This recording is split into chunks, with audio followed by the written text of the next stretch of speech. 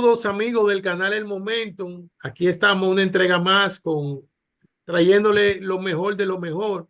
Hoy tenemos un invitado especial que ha decidido que no le leamos todo su currículo de tanta experiencia que tiene y solamente vamos a decir que es abogado, especialista en asuntos de derecho público y derechos humanos. También actualmente está dirigiendo lo que es el Centro de Observatorio de Funglode y también es el secretario general de la Defensoría del Pueblo. Con nosotros, Harold Modesto, vamos a tratar de aprovechar lo más que podamos, porque son tantos los conocimientos que este invitado tiene, que pudiéramos nosotros pasar una noche hablando y no terminaríamos. Harold, buenas noches, ¿cómo estás? Muy buenas noches, querido amigo. Yo estoy súper bien, honrado de poderte acompañar en este espacio y agradecido por la invitación. Bien, qué bueno, qué bueno. Tú sabes que el móvil de este canal el objetivo es tratar de llevar conocimiento, no solamente a la clase jurídica, sino a una sociedad, Harold, que quizás no tiene las herramientas que los abogados tienen. Y yo soy del criterio que el conocimiento no se puede secuestrar, que los temas de derechos humanos, derechos fundamentales, constitución, reglamentos, la sociedad debe de conocer de ellos, porque muchas veces los ciudadanos cometen infracciones o incurren en algún delito que no es que no lo saben, sino que no saben las consecuencias de lo que esto le pudiera acarrear. Y no hay una política de prevención del crimen, sino más bien una política de sanción. En ese orden, nos gustaría que tú analizaras en materia de derechos humanos, ¿cómo está la República Dominicana? Bueno, Rigoberto, te diría que nosotros hemos alcanzado estadios que quizás en momentos anteriores, los últimos 30 años, podrían ser impensados por las inestabilidades políticas, los contextos y la conflictividad que había en la República Dominicana. Pero por alguna razón interesante a mi entender, quizás no sea del ámbito de estudio de los abogados, hubo un momento en nuestro país, podríamos decir como la reforma de 1994, esa reforma constitucional, que sugirió que nosotros podríamos hacer un mejor ejercicio democrático, un mejor ejercicio desde las instituciones, con la finalidad de mejorar aquellas cuestiones que nos preocupaban. Tal como tú apuntas, bueno, en materia de derechos humanos, nosotros fuimos grado a grado resolviendo cuestiones esenciales de las libertades. En primer lugar, nosotros vivimos regímenes y gobiernos muy entrecomillados democráticos, donde, aunque taxativamente estaba en los instrumentos normativos que uno tenía la libertad de tránsito, la libertad de expresión, eso en la práctica estaba significativamente modulado por la dinámica del poder de entonces. Sin embargo, reiterando el interés por ese momento del año 1994 y los pasos institucionales posteriores, comenzamos a darle un mayor valor al ejercicio de los derechos. Y la República Dominicana comenzó a transformarse. Y esa transformación, a mi entender, tuvo muchísimo que ver con el fortalecimiento de instituciones nodales para garantizar el respeto de los derechos fundamentales de las personas. Entonces, si uno le da esa mirada, mira, poniendo el ojo a lo que tuvimos atrás, y sabiendo que la idea de discutir acerca de los derechos humanos es tan amplia, nosotros podemos decir que en materia de derechos humanos no somos el mejor modelo, pero creo que lo que hemos hecho hasta ahora es perfectible. Tenemos instituciones, tenemos actores y tenemos una ciudadanía cada vez más empoderada y con mayor noción de las facultades que le confieren las normas para exigir la materialización efectiva de sus derechos. Parece que eso es muy bueno. Hay instituciones que fortalecer, por supuesto, pero desde esa perspectiva yo diría que nosotros vamos bien, entendiendo que tenemos que cuidar al país de las regresiones, por un lado, y sobre todo de las opiniones que sugieren que mirar a los derechos siempre implica dar una mirada a esa idea de derecho que es ideal y dejar de reconocer cómo llegamos hasta aquí. Entonces hay que ser sumamente crítico con lo que nos falta, pero también sumamente respetuoso de cómo llegamos a este punto de respeto de los derechos.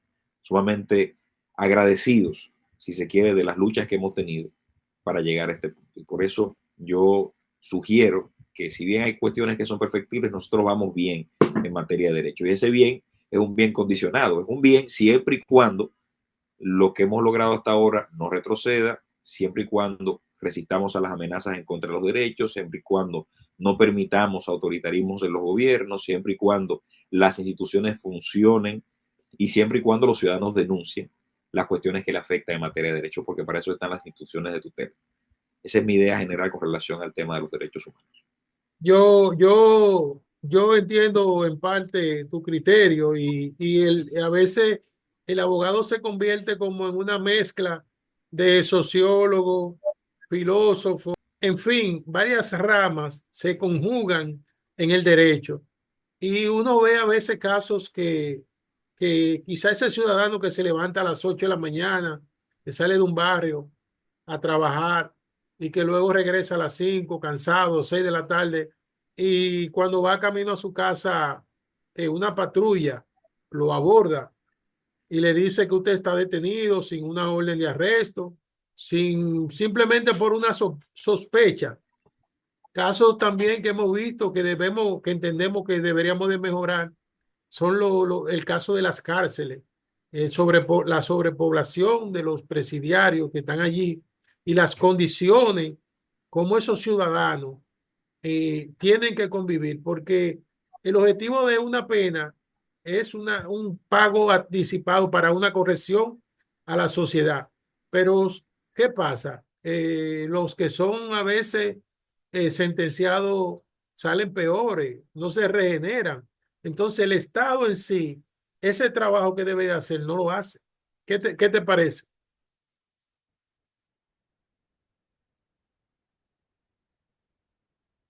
No te escucho. Yo estoy totalmente de acuerdo contigo. Esa panorámica que presentas es la que corresponde a los problemas todavía irresueltos del sistema. Entonces ahí vuelvo a sostener la posición anterior. Nosotros, si bien tenemos casos que son antidemocráticos, totalmente contrarios al discurso de reinserción y resocialización que nosotros planteamos en la Constitución, porque la Constitución es nuestra.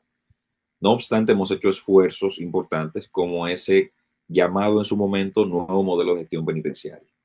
Se convirtió en un modelo en términos bastante simbólicos porque en América Latina se comenzó a emular lo que estamos haciendo acá, pero le faltó un poco más de recursos, faltó un poco más de voluntad política y faltó entender lo importante que es para una sociedad tener un sistema penitenciario al menos digno. Y dejamos que se nos comenzara a tragar el sistema tradicional. El modelo fue afectado por el sistema tradicional. Por eso nosotros seguimos escuchando las penosas aventuras de los entramados de corrupción en la Victoria. Eso es la de nunca acabar.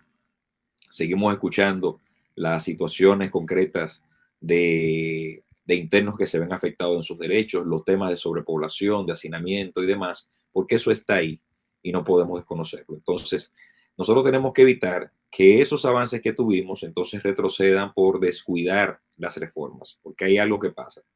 Fíjate que, como mencionas al principio, bueno, es que el ciudadano está cansado de que ese policía venga y le esté preguntando hasta para dónde va sin que haya un motivo fundado para hacer eso. En la mayoría de los casos seguro no lo hay, esa es la realidad. Pero, ¿qué ha pasado? Nosotros cuando emprendimos esa reforma procesal penal comenzamos a desmontar esas prácticas, pero por alguna razón nosotros comenzamos a sugerirle a los gobernantes que la mano dura era un mecanismo importante para la contención y la prevención. Y comenzamos nosotros, por otro lado, cuando veíamos que el fenómeno criminal nos estaba arropando, a sugerir que había que coartar libertades. Por eso a nosotros no nos sorprende que por un lado esta sociedad diga, bueno, yo estoy cansado que el policía me pare sin ningún motivo.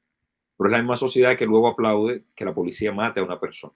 Y yo estoy diciendo matar porque no estamos hablando de que una persona enfrentó a la Policía Nacional, como pasa en algunos casos, sino de que nosotros normalicemos y lo expresamos en las redes sociales, que cuando una persona ha cometido diversos crímenes que verdaderamente nos afectan y verdaderamente nos caen mal, son pésimos ejemplos de ciudadanía o no son ejemplos de ciudadanía, son pésimas experiencias. Pero de ahí entonces a justificar la ejecución de personas, ahí no. Entonces no nos puede sorprender luego de que nosotros decimos, bueno, lo quitaron del medio, como suelen decir, uno menos, son expresiones normales en nuestras redes sociales que uno observa todos los días. Entonces luego no puede afectarnos o luego no puede sorprendernos que ese policía que tiene todo el poder de quitarle la vida a una persona también le coarta su libertad porque lo estamos produciendo. Entonces pasa con el mismo sistema penitenciario. Nosotros estamos en una dialéctica en la que hemos comprendido tampoco el rol de la ciudadanía, que la ciudadanía quiere que una persona reciba la respuesta estatal del poder punitivo, que sea sancionado, pero no que sea sancionado para lo que dice la Constitución, que es la reinserción y la resocialización. Quiere que eso sea un castigo. Y eso no funciona así, porque si se lo va a devolver a la sociedad, tiene que devolvérselo tratado. Y para que una persona sea tratada, tiene que ser, por peores hechos sean los que haya cometido, tiene que ser tratado con dignidad, porque nadie desde la indignidad se resocializa. Entonces, hay que convencer a la sociedad de que si bien debe exigirle al sistema respuestas oportunas, significativas y ejemplarizantes contra los comportamientos desviados, no podemos olvidar que también tenemos la responsabilidad de contribuir con la reinserción. No nos puede afectar solo la situación penitenciaria del familiar nuestro, sino la de todos los internos que se encuentran ahí. Entonces, hasta que nosotros no limemos un poco las asperezas con esos temas que son límites y entendamos cómo auspiciamos por un lado una conducta y en el otro lado tenemos la contradicción cuando esa misma conducta nos afecta, entonces vamos a mantenernos en un trance donde los hechos notorios van a definir el curso de la opinión. Y ese, por ejemplo, que hace algunos meses, digamos que prácticamente un año, porque fue creo que para estas fechas del año pasado, se produjo una vulgar ejecución de unos miembros de las Fuerzas Armadas que estaban uniformados y que se les atribuía supuestamente haber estado dando tumbes en puntos de drogas y demás. Y todos vimos que los apresaron vivos. Luego aparecieron muertos con disparos en la cabeza. ¿Y qué pasó en la sociedad dominicana con la respuesta de esto? Absolutamente nada. Entonces, a ese mismo agente del DICRIM, al que yo le permito, hablando de la sociedad, tener tanto poder como para llevar a cabo ese tipo de actuaciones, yo no puedo cuestionarle que mañana me desconsidere, me maltrate y coarte mi libertad, porque ya en su cabeza, en su formato, la opresión, la violación de derechos es el estándar. Y cuando nosotros le pongamos atención a eso y digamos, bueno, es verdad, estas personas no estaban operando y haciendo lo correcto, pero ¿cuál es el mecanismo institucional para resolver eso? Es un tribunal, no son las manos de un agente que porta un arma de fuego. Si no entendemos eso, nos vamos a mantener en ese dilema. El día que nos afecte a nosotros es malo, y mientras no nos afecte, entonces procuramos que haya una venganza de parte del Estado que sea no institucional y violenta. Y con eso tenemos que tener mucho cuidado.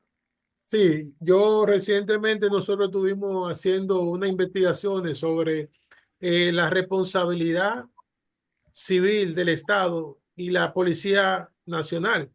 En los casos donde la policía de manera por negligencia, en los casos que tú has mencionado, actúa.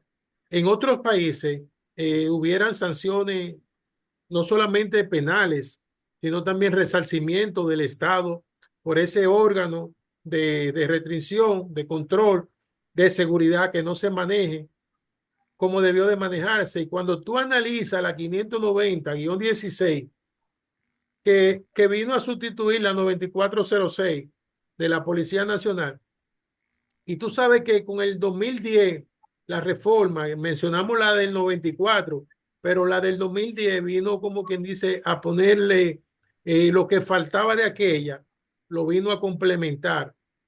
Entonces esa reforma del 2010, esa constitución del 2010, perdón, vino a renovó un sinnúmero de derechos y pone al ciudadano como figura principal en ese Estado de Derecho social y democrático.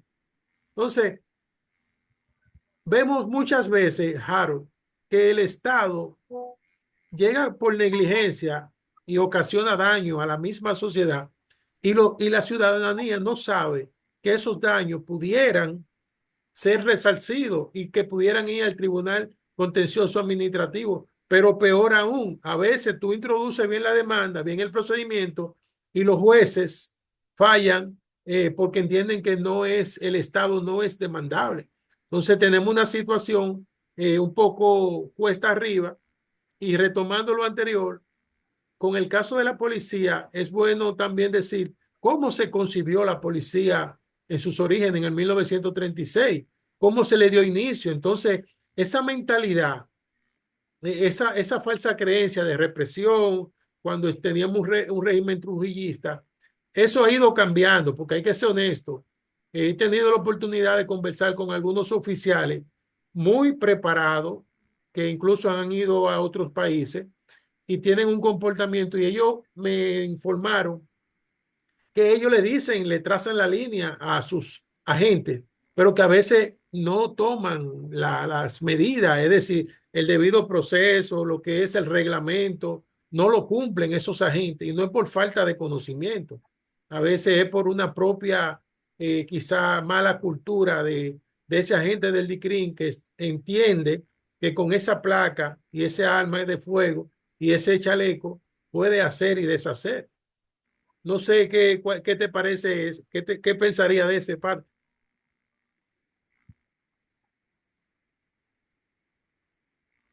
La policía es un continuo institucional con episodios importantes que uno los puede asumir, y creo que no es descabellado hacerlo, como una institución que carecía de doctrina hasta casi finales de los años 90. Y cuando digo que carecía de doctrina es que la policía, siendo un órgano policial de orden público, de estrecha relación con la ciudadanía, se caracterizó por asumir pautas doctrinales de las Fuerzas Armadas, producto de cómo se fundó. Esa es la razón por la que todavía a finales del 90 los jefes de la policía o se designaban de miembros de la policía con esta creencia y con esta formación militar, o se designaban militares que eran transferidos a la policía y designados como jefe. Eso pasó hasta los 90. Recordemos que incluso el general Pérez y Pérez en algún momento fue designado como jefe de la Policía Nacional. Eso fue también en ese periodo de tiempo. Luego empieza un esfuerzo importante por tratar de dotar a la policía de una nueva visión de lo que es el trabajo policial. Y es ahí donde se puede destacar el experto de una camada de oficiales de policía ya no tan jóvenes, que cuando comenzaron a formarse en áreas como la criminalística, en áreas como la inteligencia electrónica, en áreas como la criminología, como la gerencia policial, comenzaron o emprendieron el liderazgo que era necesario para que esa visión cambiara un poco. Por eso, de repente comenzamos a ver de haber tenido directores o jefes de la policía con una muy evidente inclinación represiva, a que la policía comenzó a designar técnicos. No puede mencionar el caso del general Pérez Sánchez a principios ya en el año 2004, que fue el de los primeros en ese segundo mandato del presidente Leonel Fernández, luego Bernardo Santana Páez, y así sucesivamente comenzaron a designarse directores de la policía o jefes de la policía, como se llamaba entonces, con un perfil totalmente distinto y una experiencia distinta. Cuando llegan todavía en la década del 2000, la gente tenía que, los policías que trabajaban en investigación tenían que aclarar o tenían que decir que la dirección de inteligencia era lo que anteriormente era el SS, el Servicio Secreto. Y todo el mundo sabe que el Servicio Secreto es un organismo represivo, autoritario, no democrático, en el que sucumbían todos los derechos e inmediatamente tenía contacto con usted. Y eso fue convertido en lo que hoy es esa dirección de inteligencia de Intel, que entre otras cosas realiza una labor técnica impresionante con todas las cuestiones que pasan en el país, secuestros, narcotráfico, asuntos importantes que tienen que ver con trata de personas y demás, que nosotros los ciudadanos que estamos lejos de ese ámbito no nos enteramos, pero que pasan todos los días y silentemente, con un trabajo técnico cuidadoso, eso es lo que después nosotros vemos en los procesos penales. Entonces hemos tenido una gran evolución. Ahora, hay que recordar que estamos hablando de un periodo muy corto, de apenas 20 años en que se dio esa transformación, versus los años en los que se aquilató esa ausencia de doctrina policial. Yo no creo que la policía tuviese una doctrina militar, no, es que la policía surgió y había una especie de confusión de tal manera en que lo que había más parecido eran las Fuerzas Armadas, por eso se emuló la uniformidad, se emularon las prácticas, las tradiciones, los rituales, y el policía era un militar. Y un militar con muchísimo mayor poder que un militar ordinario, por lo que puede hacer con la libertad de las personas. Entonces, si uno se detiene en esa cuestión, entiende el proceso, yo creo que para la policía lo mejor está por venir. Yo pienso que los dominicanos tenemos que apoyar la reforma policial. Usted puede estar en desacuerdo con la manera en la que se han dado algunos pasos de la llamada reforma policial, puede entender que hay cuestiones que pueden ser llevadas a cabo de mejor manera, puede entender que quizás el director de la policía no sea la persona idónea para el proceso de reforma, cualquier valoración que usted pueda tener en términos personales. Ahora, llamarle reforma a un proceso que recoge un poco las inquietudes ciudadanas acerca del comportamiento de un servidor público de tanto contacto con la ciudadanía como el policía, a eso hay que apoyarlo. Y de ahí se va a desprender que mañana ya no sea el muchacho del barrio que tiene las menores oportunidades el que decida ser policía y que su motivación sea sencillamente tener un arma de fuego al cinto. Que sea el muchacho de élite, bien formado, comprometido y que asuma importantes posiciones en la policía con un concepto mucho más adecuado de la responsabilidad social que debe tener alguien que sirve con uniforme. Si nosotros confiamos en que ese proceso va a dar buenos resultados, reitero, entiendo que para la policía lo mejor está por venir. Ahí está en las escuelas. La policía tiene escuelas a todos los niveles. Los oficiales de la policía exhiben otro pensamiento que el que tenían antes.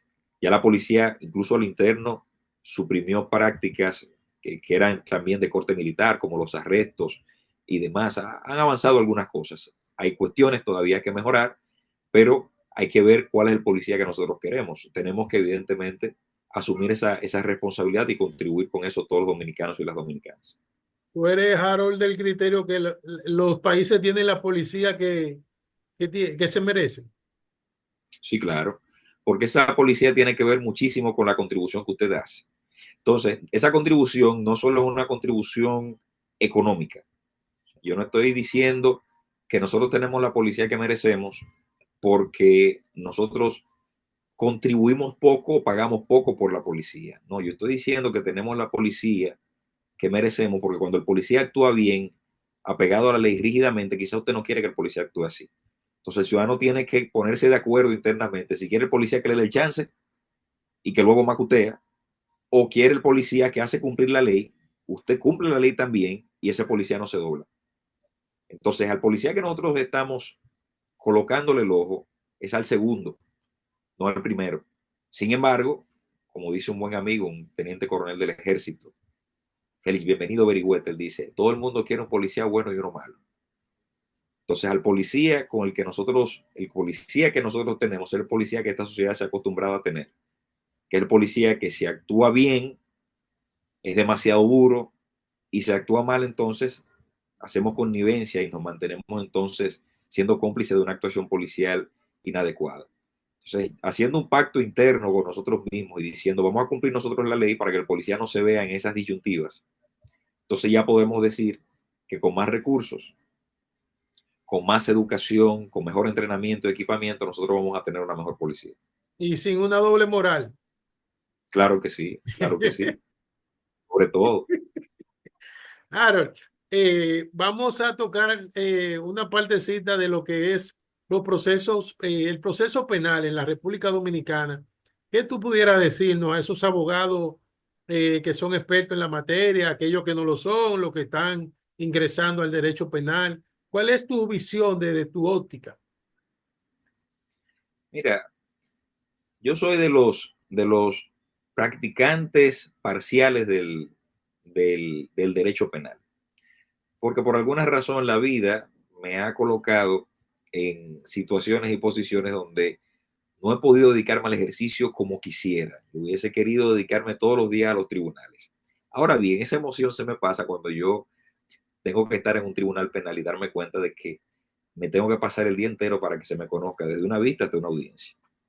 Entonces, el sistema penal está caracterizado por la ineficiencia. la ineficiencia como servicio. Un servicio en el que para usted tener un turno de 15 minutos, 30 minutos, una hora, por colocar más tiempo, tiene que invertir 8, 9 de espera, es un servicio ineficiente. Eso es sin contar con la calidad del producto que entregue ese servicio. Y eso no es responsabilidad de un actor, no es responsabilidad solo del Ministerio Público, de los jueces, de los abogados, es responsabilidad de todos los que no estamos empujando a una discusión un poco más seria de esas características que tiene el sistema de justicia penal. Mencionábamos el tema penitenciario, que guarda una relación directa, porque ya sabrás del día a día de los abogados a los que se les suspende una audiencia porque el interno no fue trasladado a una audiencia.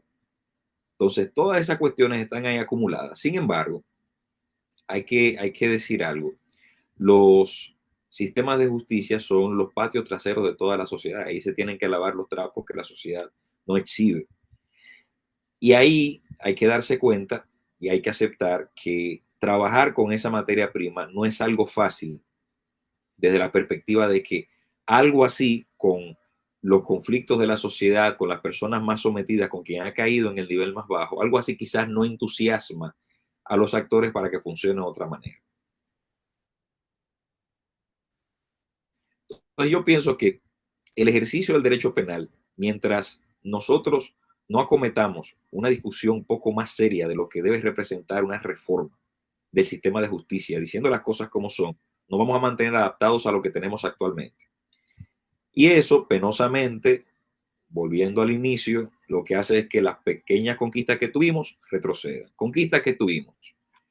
Bueno, ya nosotros teníamos un juez de la instrucción, diferente al juez de instrucción del viejo código, que por lo menos valoraba con un poco más de seriedad el tema de si había peligro de fuga o no. Bueno, ya el peligro de fuga es la regla, no la excepción.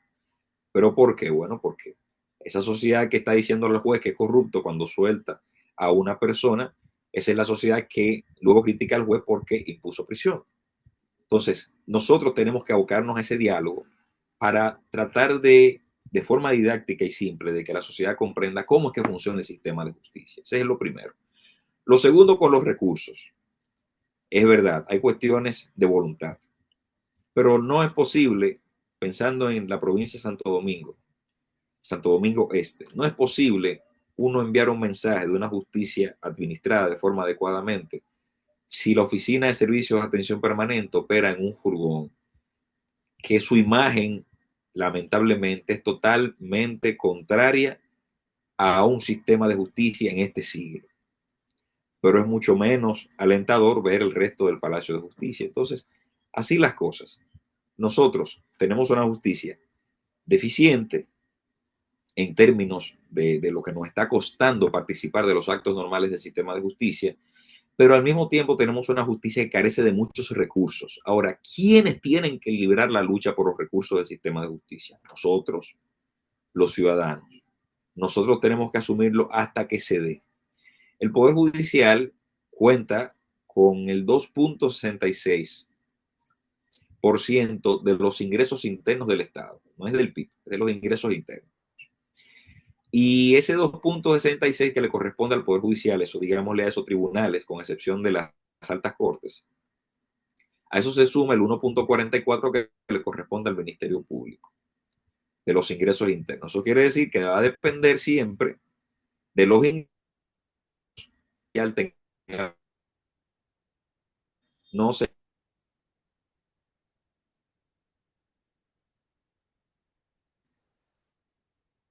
y nunca se ha respetado esa norma, forma, tiene un pasivo importante que impide que funcione eficientemente. Entonces, en esas dos aristas yo creo que es importante ver. No podemos desalentarnos tampoco, porque hay que seguirlo haciendo, hay que seguir insistiendo, pero hay que darle la oportunidad, tenemos que darnos la oportunidad de tener esa discusión para que en la misma medida en que estos temas críticos de contradicción social se expresen, también, por otro lado, discutamos con seriedad del tema de los recursos del Poder Judicial. No es justo que el Poder Judicial y sus tribunales funcionen en espacios tan precarios, porque ese es el tratamiento que se le da a la gente que contribuyen a que esos espacios existan. Eso hay que cambiarlo. Y no es justo que el tiempo de la gente, sobre todo de los abogados, tenga tan poco valor cuando acude a un tribunal. Y esa es una cuestión de eficiencia básica del sistema. Ahora, usted no puede garantizar que eso sea diferente si usted tiene fijadas 30 audiencias, donde usted sabe que en términos materiales es imposible que eso se conozca. Es imposible que se conozcan todas, es imposible que los jueces den abasto y además le sometemos a servidores judiciales a tener una carga horaria de tiempo que cuando viene a generarme la última decisión del día es una decisión con lo poco que le queda de ánimo para generarla. Entonces tenemos que tener todas esas reflexiones, pero me temo que desafortunadamente, como el Poder Judicial no es un poder que esté siempre fuera de los temas de prisión preventiva en la cabeza de la gente, me temo que hay que hacer un esfuerzo para poder colocarlo más en el centro del debate. ¿No? Y el derecho penal, desde mi punto de vista, es una de las ramas menos que se le pone quizás más atención, como otras instituciones, otra dependencia. Cada día más la mora judicial sigue incrementándose. Cada día más los ciudadanos tienden a dejar de ir a las audiencias por el propio cansancio. En fin, un sinnúmero de situaciones que se dan en materia penal que quizás en materia constitucional, materia administrativa, no se den. Pero es cierto, tenemos que seguir avanzando y seguir exigiendo, seguir llevando este tipo de informaciones a la población, en especial a los abogados, porque todavía muchas personas siguen creyendo que las medidas de coerción son la sentencia ya de un juicio de fondo. Todavía no se conoce lo que es un juicio de fondo, que es una medida de intrusión, el juez de la intrusión, en fin, muchas cosas, muchas debilidades. A veces los abogados se confluyen entre jueces, fiscales, debido al poco espacio que hay, poniendo a veces en peligro la propia seguridad de los jueces y de los fiscales, porque a veces están los familiares del acusado que entienden que quizás él es inocente y no sabe cómo, cómo se manejan las cosas en esta rama. Bueno, finalmente, Jaro, dando tu opinión y gracias anticipada por tu valioso tiempo que sabemos que es de mucha importancia. Y el objetivo de este canal es invitar personalidades como tú, tanto nacionales como internacionales, para que podamos dilucidar y conversar de temas de esta actualidad y que uno pueda quizá discutir si estamos en lo correcto, qué debemos de mejorar, porque eso es otra parte de la República Dominicana, que este tipo de canales se deben de hacer más a menudo como se hace en Europa, como se hace en Estados Unidos. Pero aquí tenemos una falencia en esa parte que poquito a poquito la vamos a ir mejorando. Es así, es así. Yo creo que hay que seguir informando y bueno, los esperanzados hacer lo que nos toca, que es sufrir las cuestiones que no avanzan y por lo menos alentarnos con las pocas cosas que generan cambios y que uno observa que van mejorando poco a poco. Bien, pues no, señores amigos del canal El Momento, gracias a ustedes por la oportunidad que nos brindan de llegar a su casa. Gracias al invitado por darnos la oportunidad de dilucidar, conversar con él, ver diferentes puntos de vista y más de un profesional de esa talla. Agradecemos, Harold, verdaderamente el apoyo que tú le das a este canal infinitamente. Hacia una próxima ocasión, esperamos que sigamos conversando, que tú nos sigas recomendando personalidades. Me saluda el amigo Roberto Quiroz. Claro que sí, claro que sí. Cuente conmigo, yo soy un activo de este canal ya. Y le Gracias, saludo, hermano.